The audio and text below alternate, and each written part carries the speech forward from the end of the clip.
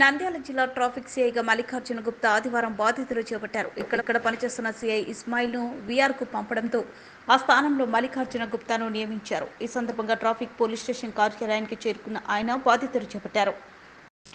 అనంతరం జిల్లా పోలీస్ కార్యాలయంలో జిల్లా ఎస్పీని మర్యాదపూర్వకంగా కలిసి పూల మొక్కను అందజేశారు. ఈ సందర్భంగా జిల్లా ఎస్పీ పట్టణంలో ట్రాఫిక్ క్రమబద్ధీకరణ తీసుకోవాల్సిన చర్యలు, నిర్వహించాల్సిన విధులు, బాధ్యతల పట్ల సీఐకు దిశానిర్దేశం చేశారు.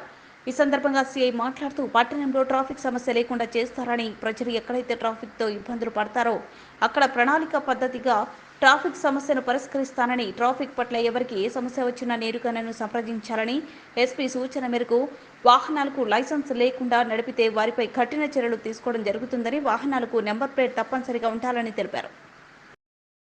నా పేరు మల్లికార్జున గుప్తా అండి. నేను నంద్యాలకు ట్రాఫిక్ పోలీస్ స్టేషన్లో కొత్తగా వచ్చిన ఇన్స్పెక్టర్ని. ఈరోజు మార్నింగ్ నంద్యాల ట్రాఫిక్ పోలీస్ స్టేషన్లో రిపోర్ట్ చేస్తున్నాను.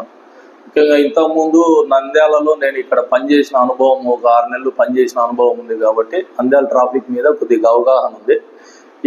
మేము వచ్చిన మన నంద్యాల ఎస్పీ గారి ఆదేశాల మేరకు నంద్యాల టౌన్ నందు ఇర్రెగ్యులర్గా ఉన్న ట్రాఫిక్ను రెగ్యులరైజ్ చేయడము, తర్వాత ఓవర్లోడ్ ఆటోలను కూడా రెగ్యులరైజ్ చేయడము, మోటార్ సైకిల్స్ మీద తిరిగే వైలేషన్స్ అన్నీ తిరిగి వైలేషన్ చేసే వాళ్ళ మీద ఎంవీ యాక్ట్ ప్రకారం కేసులు పెట్టి వాళ్ళ మీద తగిన చర్యలు తీసుకోవడం అయితే జరుగుతుంది.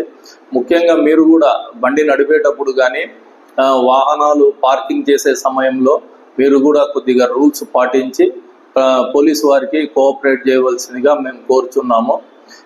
అతి త్వరలో నంద్యాల ట్రాఫిక్ నందు స్టడీ చేసి ఎటువంటి చర్యలు తీసుకుంటే పబ్లిక్ కన్వీనియంట్గా ఉండి ట్రాఫిక్ రెగ్యులరైజ్ అవుతుందో దాని ప్రకారము ప్లాన్ ఆఫ్ యాక్షన్ తయారు చేసుకొని తొందరలోనే ఇంప్లిమెంట్ చేసి ట్రాఫిక్ను రెగ్యులరైజ్ చేసి ఇంప్రూవ్మెంట్ చేస్తాం. దీనికి మీ ప్రజలందరి సహకారము మీకు తప్పకుండా మీరు ఇస్తే మాకు కూడా ట్రాఫిక్ను రెగ్యులరైజ్ చేయడానికి అవకాశం ఉంటుంది కాబట్టి మీ సహకారం కూడా మాకు తప్పకుండా కావాల్సి ఉంటుంది.